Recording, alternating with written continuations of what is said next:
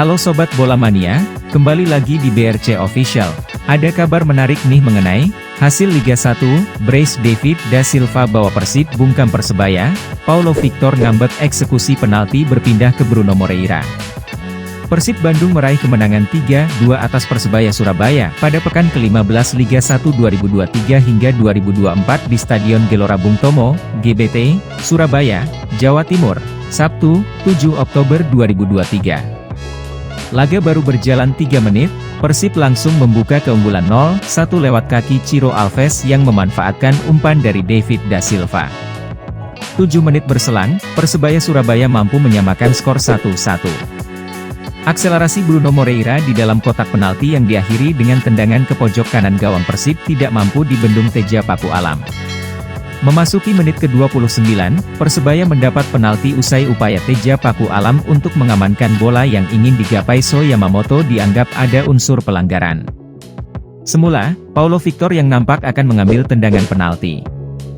Akan tetapi, akhirnya Bruno Moreira justru yang melakukan sepakan 12 pas tersebut. Paulo Victor terlihat kesal karena eksekusi tendangan penalti harus berpindah ke Bruno Moreira.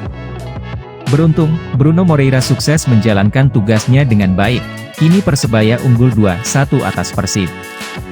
Hingga turun minum, tidak ada tambahan gol yang tercipta, skor masih 2-1. Pada menit ke-52, Persib menyamakan kedudukan 2-2 lewat serangan balik cepat yang disusun Beckham Putra. Beckham Putra yang melihat David da Silva bergerak ke dalam kotak penalti langsung memberikan umpan. Alhasil, sontekan David da Silva sukses merobek gawang Persebaya. Memasuki menit ke-70, Persib berbalik unggul 2-3 usai sundulan kepala David da Silva yang menerima umpan Mark Klok tidak mampu diantisipasi Hernando Ari. Hingga peluit panjang dibunyikan, skor 2-3 menjadi kemenangan Persib atas Persebaya. Kini Persib yang mengoleksi 27 poin berada di urutan ketiga klasemen. Sementara Persebaya menempati posisi ke-6 dengan perolehan 22 poin. Nah itu dia Sobat Bola Mania untuk update kabar kali ini, bagaimana pendapat kalian Sobat? Tulis pendapat kalian di kolom komentar ya Sobat dan jangan lupa untuk like, comment, and subscribe.